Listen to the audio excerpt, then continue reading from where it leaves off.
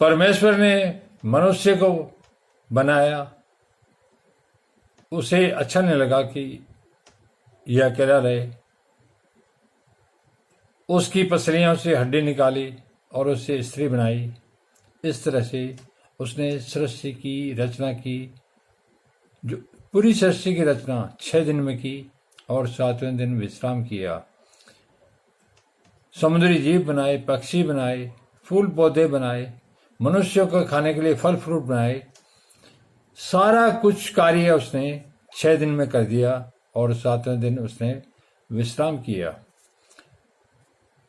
क्योंकि परमेश्वर ने जब मनुष्य को बनाया तो उसको अच्छा नहीं लगा कि ये अकेला रहे, और उसके अकेलेपन को मिटाने के लिए उसने स्त्री बनाई और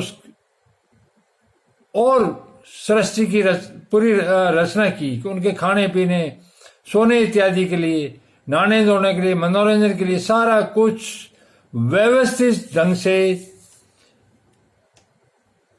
सृष्टि की रचना करके उसने विश्राम किया। विश्राम इसलिए किया कि उसको तसल्ली हो गई कि मैं अकेला नहीं हूं। परमेश्वर भी अकेला था, वो चाहता था कि मैं एक से अनेक हो जाऊं। वो एक से अनेक हो गया क्योंकि सब में आत्मा है और वो आत्मा परमेश्वर की है। हमने परमेश्वर के साथ सृष्टि के शुरू से लेकर अब तक धोखा ही धोखा किया है, पाप ही पाप किया है।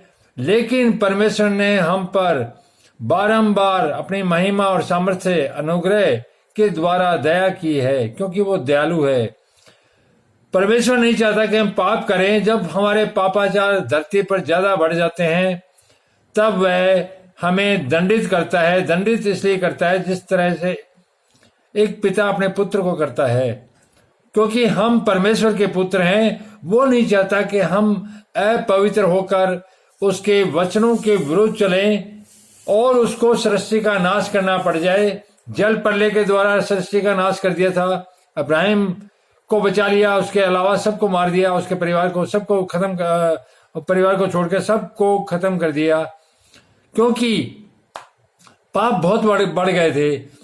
वो हमारे लिए एक प्रेरणा है, उससे प्रेरणा ने लेके इस तरह के हजारों उदाहरण बाइबल में आए हैं हर युग में।